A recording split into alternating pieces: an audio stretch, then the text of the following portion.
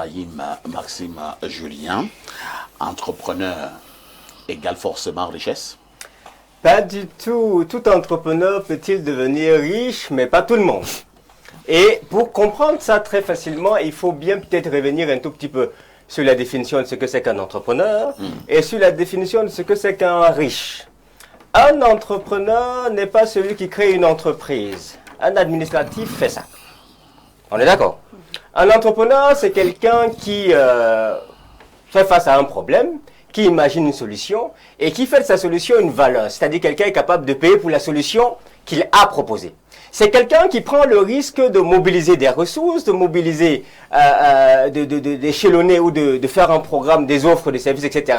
et qui se lance pour apporter une solution. C'est pas quelqu'un qui a une entreprise. Quelqu'un qui a une entreprise, c'est un administratif. Je n'ai pas besoin d'aller sur le terrain pour avoir les papiers légaux d'une entreprise. Ça, il faut, non, je continue! Si quelqu'un a créé une entreprise, comment on va dire qu'il n'est pas entrepreneur? C'est même un problème.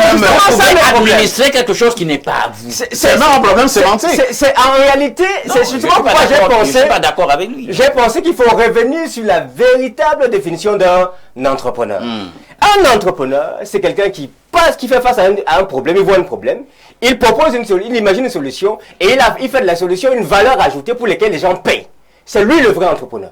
Parce que vous allez avoir des personnes qui ont ouvert une entreprise, qui ne proposent aucune solution à un problème, qui n'apportent pas de valeur, mais qui utilisent le terme entrepreneur. Et pour moi, c'est un abus de langage. C'est quoi un riche? Je voulais ajouter un petit truc, si vous me permettez, parce qu'Alain Douk a intervenu. Alors, la situation, c'est ceci.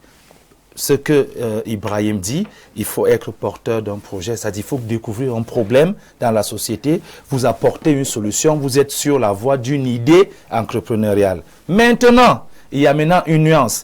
C'est pas parce que vous avez créé une entreprise que vous êtes le seul à avoir le titre entrepreneur. Parce qu'un employé dans une entreprise peut aussi être un entrepreneur. Les salariés peuvent être entrepreneurs, les porteurs de projets peuvent être entrepreneurs. Permettez-moi de chuter. C'est moi qui ai la parole d'entrepreneur. Il faut me laisser chuter. Vous allez prendre la parole, Ibrahim. Oui, on passe à votre bras et on vous remet la parole. Quand on parle d'entrepreneur, dans le cadre de ce débat télévisé, on voit le promoteur d'une entreprise. Non, il faut être pas seulement. Non, laissez-le parler. Promoteur d'une entreprise. Dis maintenant que un entrepreneur n'est pas un administratif. Écoutez, on peut administrer une entreprise sans en être le promoteur. C'est-à-dire qu'il y a des gens qui sont payés juste pour administrer. Et justement, ce n'est pas parce que je suis promoteur d'une entreprise que ça veut dire qu'au quotidien, je vais l'administrer. On est d'accord. Donc, si on veut vraiment évoluer dans ce débat, il faut qu'on comprenne que l'entrepreneur, c'est le promoteur d'une entreprise. Et justement, vous êtes promoteur parce que vous avez eu une idée de création d'entreprise. Et il faut avancer dans le sens de sa matérialisation, de sa concrétisation. Et on t'ajoute donc l'administrateur d'une entreprise peut aussi être un entrepreneur. C'est un fait pourquoi? Ce que moi je suis en train de dire, parce que lorsque vous allez examiner, puisqu'on va parler de la richesse ici, certainement dans le prisme capitaliste, c'est-à-dire être millionnaire, milliardaire, voilà. Donc, vous allez constater que, le plus clair à plus de 80%, le plus clair des millionnaires en Occident, c'était des promoteurs d'entreprises. Ils ont créé pas seulement. Ne créons pas de la confusion dans l'esprit des téléspectateurs. On repasse la parole à Ibrahim. El Perfecto, j'ai décidé de lever un peu le niveau ce matin. Souvent, il m'arrive d'être assez basique, assez simpliste. Il faudrait qu'on puisse faire sortir nos collègues camerounais qui pensent que le fait qu'ils aient créé une entreprise, qu'ils aient les papiers légaux, fait qu'ils sont déjà dans l'essence un entrepreneur. Le faire simplement, c'est un travail administratif. C'est pas ça qui définit l'essence première de l'entrepreneur. Et je l'insiste et je le répète. Un entrepreneur, c'est quelqu'un qui voit un problème, qui imagine une solution et qui propose, il transforme cette solution là où son imagination en une valeur ajoutée pour laquelle les gens payent. Non, ça ne dissocie pas. Il faut que tu me laisses terminer. Non, tu m'as déjà bloqué une fois. Il faut que tu me laisses terminer. Il faut que tu me laisses terminer. Ça ne dissocie pas qu'un bon entrepreneur a des compétences en administration. Puisque de toutes les façons, il doit administrer et diriger son entreprise. Quand tu comprends ça, tu commences à comprendre ce que c'est qu'un entrepreneur et ce que c'est qu'un riche. Un riche, c'est quelqu'un qui contrôle ou possède un système financier qui lui fait gagner de l'argent même quand il dort. C'est un système qui fait en sorte qu'un homme devienne riche. C'est pas le fait qu'il y a une entreprise. La richesse d'un homme riche repose au moins sur 4 piliers. Elle repose premièrement sur les actifs, avec cet ensemble d'entreprises qu'il a, cet ensemble de champs, de terrains, de machines qu'il a. Elle repose également sur les revenus stables qu'il a. Elle repose sur les brevets. Elle repose surtout sur sa puissance d'investissement. C'est la puissance d'investissement qui fait en sorte qu'on puisse identifier que non, le monsieur si est riche. Un riche, c'est pas celui qui a de l'argent. Ça, c'est porter du cash. Ça ne veut pas dire que tu es riche. Et il faudrait que certaines personnes qui pensent que justement ils sont riches sortent un peu de ce rêve-là. Moi-même, je ne suis pas encore riche. Je suis en train de construire un système financier pour pouvoir me rassurer qu'il y a un certain nombre de choses qui marchent. C'est des personnes qui ont des systèmes, qui ont des leviers. Et l'un de leurs leviers, c'est le réseau. Parce que c'est le réseau parfait ici qui apporte, qui ouvre les marchés institutionnels.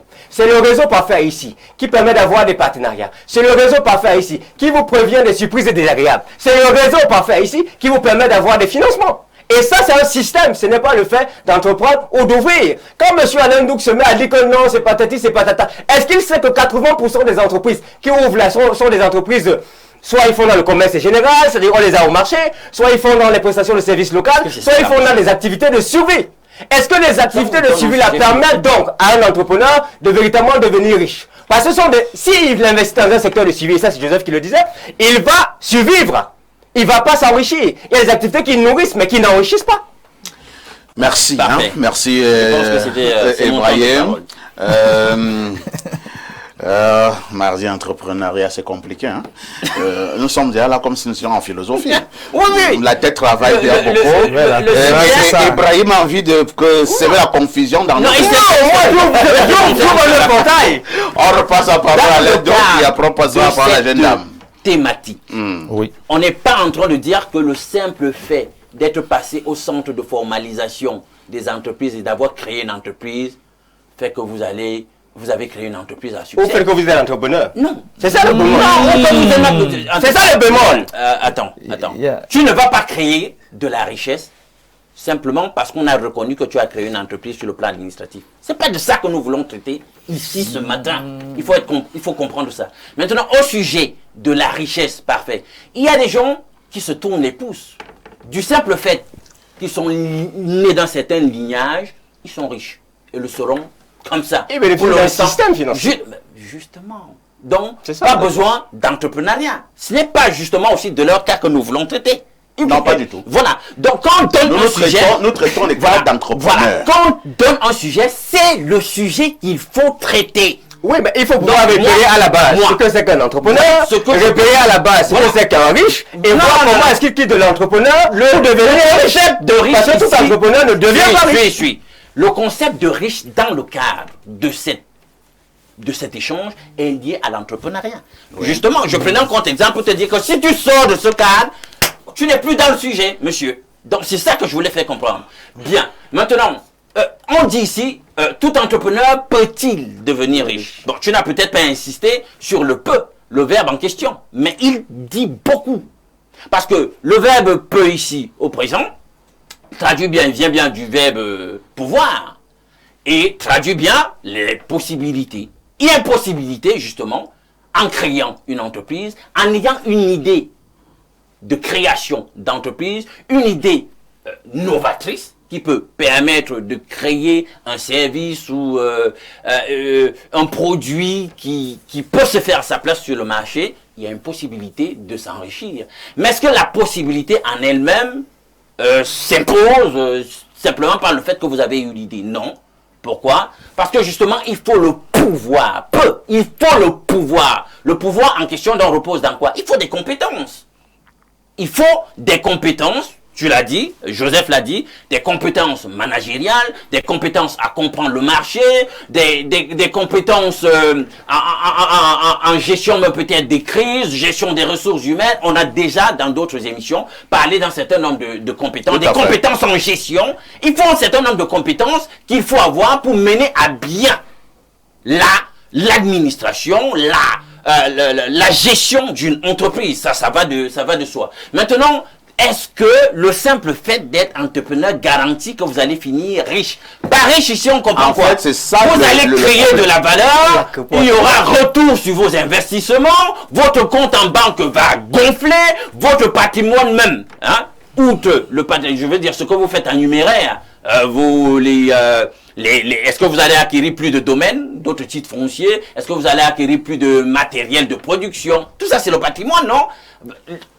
Prenons ça comme ça, mais tout ça, on appelle ça de la richesse. Est-ce que forcément le fait donc que vous êtes devenu entrepreneur, vous avez lancé une entreprise, garantie donc que vous allez créer cette plus-value, créer un accroissement dans votre compte en banque, créer un accroissement dans votre patrimoine? La réponse est non. Dans le contexte camerounais, on le sait bien, plus de 86% des entreprises camerounaises, des PME, font banqueroute, font faillite au bout de 5 ans. Ailleurs, c'est la même chose. Ailleurs, ils sont à 50% en Occident. Dans des pays comme la France, etc., on sait que environ la moitié des entreprises font faillite. Merci.